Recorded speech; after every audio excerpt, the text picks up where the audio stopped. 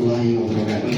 Waalaikumsalam warahmatullahi wabarakatuh. Alhamdulillah kita sudah di hari yang ketiga. Dan besok hari terakhir. Pada kesempatan ini saya akan menyampaikan beberapa hal yang terkait tugas pada sore hari ini. Dan ini dari kelompok 2. Saya perkenalkan dulu ya. Yang pertama ya, ini Ibu EN ya, Ibu EN ya. Ini sebagai apa? Sebagai pengawas sekolah. Ya, jadi ini sebagai pengawas sekolah ya Pak. Yang kedua Ibu Put, ini dari kepala sekolah yang hebat juga. Dan teman saya yang sedikit langsing ini dari BPK ya, dari guru. Dan saya sendiri ya sebagai guru ya, dan sekaligus sebagai kepala sekolah. Ya, dan ini Bapak Ibu peserta dan hadirin ya sudah sedang satu persatu, dan marilah kita saksikan opera berikut ini.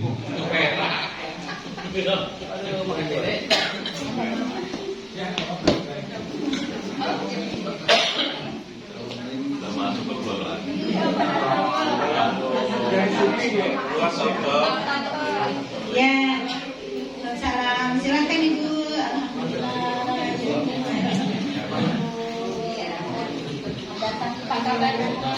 Alhamdulillah. Ya, terima kasih Ibu pengawas sudah hadir di sekolah ini. Kami di sini sudah mendiskusikan terkait dengan rapat pendidikan yang sudah kami buka sama-sama dengan tim. Kami akan berkonsultasi dengan Ibu pengawas terkait dengan rapat pendidikan yang dimiliki oleh kami. Kami sudah membukanya di bulan Januari, kami sudah mendownload dan sudah dibahas bersama-sama dengan tim. Di situ ada beberapa poin yang mendapatkan ada peningkatan dan ada juga yang nilainya kurang. Jadi saya akan konsultasi dengan Ibu pengawas. Ya, dari beberapa poin tadi, Ibu sudah mempelajari rekomendasinya belum? Rekomendasi prioritasnya seperti apa? Kan ada ya, selain kita membaca laporan rapor pendidikannya juga di situ kan ada rekomendasi prioritas. Nah, dari rekomendasi prioritas itu di situ ada beberapa permasalahan yang bisa Ibu lihat. Kira-kira dari identifikasi yang Ibu lakukan, permasalahan apa saja yang menurut Ibu perlu diprioritaskan penanganannya? Terima kasih Ibu pengawas. Jadi begini, dari rapat pendidikan yang kami terima, kami mengidentifikasi dari rekomendasi prioritas. Ada beberapa sheet yang kami terima. Yang pertama tentang PDD, perencanaan berbasis data, kemudian laporan rapor, kemudian yang ketiga tentang rekomendasi, yang keempat tentang rekomendasi prioritas. Dari rekomendasi prioritas ini ada 4 yang kami identifikasi. Yang pertama tentang link and match, yang kedua tentang kualitas pembelajaran, yang ketiga tentang penelusuran alumni, dan yang keempat tentang iklim satuan pendidikan. Nah, dari yang sudah kami temukan itu, ya, kami sudah berdiskusi dengan tim pengelola sekolah dan menentukan satu, yaitu tentang kualitas pembelajaran. Mohon arahan dan saran dari Ibu pengawas. Mengapa Ibu bisa memilih prioritas itu di metode pembelajaran? Apakah sesuai dengan realita yang ada di sekolah Bapak Ibu? Saya jadi ingin bertanya ke ibu-ibu dan bapak gurunya.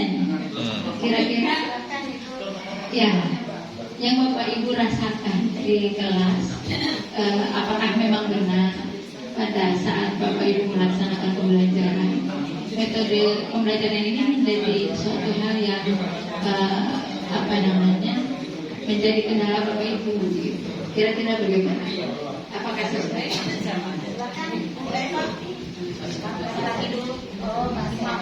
Terima kasih Ibu Pengawasnya. Terus terang aja gini ya, Bu Pengawas. Katakan adanya perubahan kurikulum pendidikan, ya. Ini kan ada istilah DJPN. Saya bingung gitu. Harus pakai metode project, listening dan sebagainya. Saya istilah-istilah itu terus terang aja bingung. Jadi saya ngajar itu ya dari zaman 2018, revisi 13, ya seperti itu aja. Untuk kelompok, kasih tugas, nanti tinggal diperiksa tugasnya. Itu kalau mengikuti sekolah yang orang sampai ada CP, ATP, apa itu bahan aja satu setengah juta pasti ibu ini kira-kira gimana nanti Mas untuk meminimalisir daripada kemampuan saya ini. Jadi barangkali teman saya punya pengalaman yang berbeda. Ya, terima kasih Bu BN sudah datang mau mendengarkan keluhan kami. Jadi betul Bu, dari teman-teman ini karena awalnya kami ini pakai K13, kemudian kita pakai kurikulum merdeka. Walaupun tadi yang disebutkan teman saya mengenai PPL, project itu sudah sering, hanya saja karena mungkin perlu di-fresh sekali ya Bu ya. Jadi kalau kita sebut, saya kebetulan pernah ikut diklat Ibu. Jadi singkat langkah-langkah metode pembelajaran itu kadang ada yang terlewatkan, sehingga hasil pembelajaran di kelas itu tidak maksimal.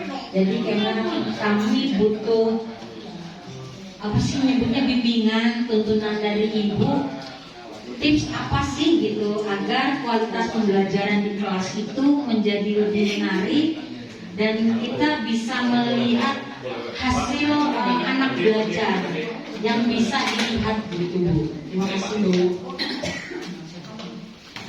Ya Ibu Pengawas, jadi yang menjadi prioritas kami ya bahwa di sini tentang kegiatan kualitas pembelajaran dan yang menjadi poin pembahasannya adalah metode pembelajarannya. Ibu dan Bapak itu sudah membaca rapor belum? Sudah dibahas ya? Sudah didiskusikan kan? Apa solusi yang ditawarkan di rapor itu untuk permasalahan yang Bapak Ibu pilih itu? Saya, Ibu mungkin Ibu Kepala sudah punya Ini sudah memasukkan dalam anggaran sesuai dengan yang ada di rapat pendidikan, yaitu dengan mengadakan workshop yang dibahas di situ dengan membahas tentang metode pembelajaran untuk meningkatkan kualitas pembelajaran di sekolah yang menuntut siswa atau peserta didik untuk aktif dan interaktif sehingga bisa mencapai hasil yang memuaskan. sudah masuk di anggaran? Sudah ya, Bu Eko selaku operator sudah ya, sudah masuk di anggaran. Iya. Ya, berarti solusinya sudah ada ya. Jadi solusi Bapak Ibu permasalahan ini adalah meningkatkan kompetensi mereka melalui rencananya workshop atau IHT. Nah, kalau saya boleh menyarankan Bapak Ibu, sebenarnya peningkatan kompetensi GTK itu tidak harus selalu membutuhkan anggaran. Jadi tidak harus selalu beranggaran lah gitu. Karena apa? Karena sekarang ada banyak kegiatan yang bisa dilakukan dengan tanpa mengeluarkan anggaran. Saya tanya, Bapak Ibu sudah punya akun belajar belum? Sudah. Di sini sudah ada komunitas belajar belum? Sudah. Nah itu sudah berarti itu bisa menjadi alternatif lain selain kita melaksanakan IHT. Karena apa? Kalau IHT itu Bapak Ibu, apalagi Ibu Kepala Sekolah, pasti sekarang kan juknis operasional kos lumayan ketat ya Bu ya. Tidak boleh ada pengeluaran untuk ini, untuk itu. Jadi kita bisa meminimalisasi pengeluaran anggaran dengan melaksanakan kegiatan peningkatan PPK itu yang non anggaran. Contohnya apa tadi?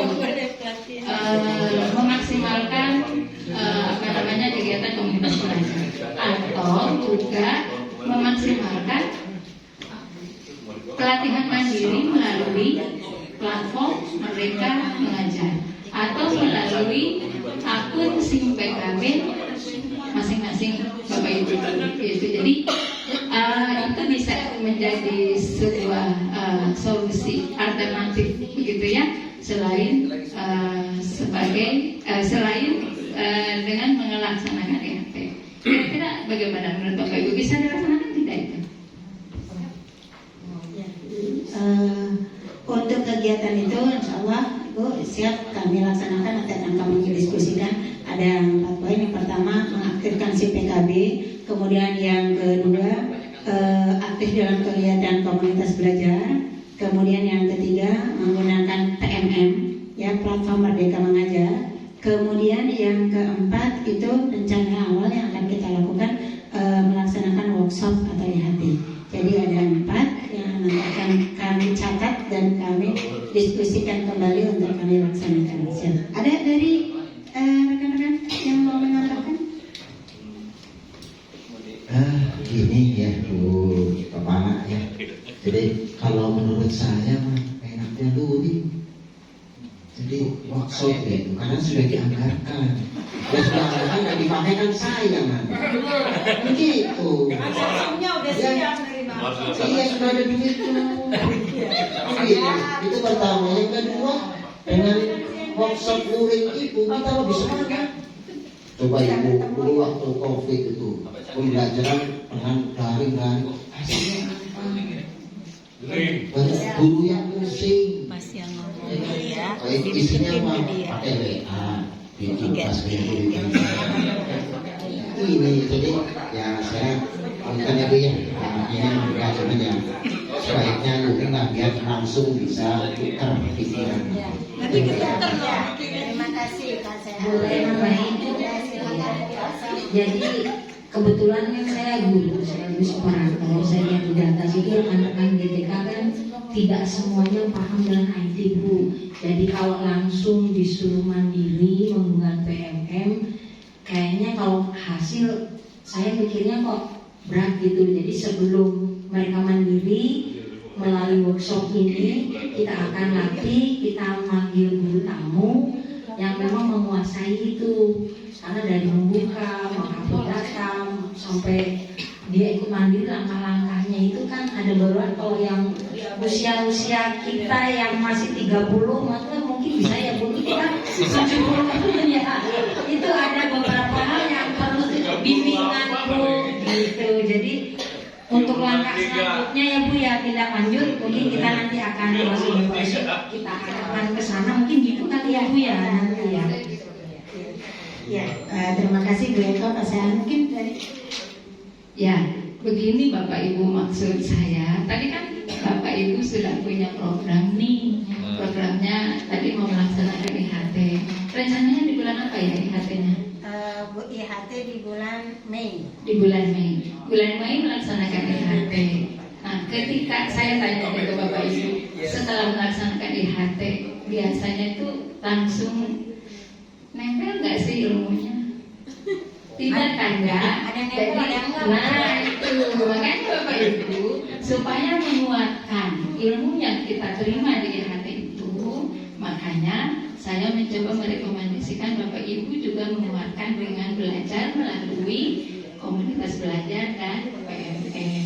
Jadi ini hanya jadi bukan berarti IHT-nya tidak dilaksanakan Pak. IHT-nya tetap dilaksanakan sesuai program kerja yang sudah disusun Bapak Ibu. Apalagi ini sudah masuk di RKAS. Sayang saja sudah masuk di RKAS tidak dilaksanakan.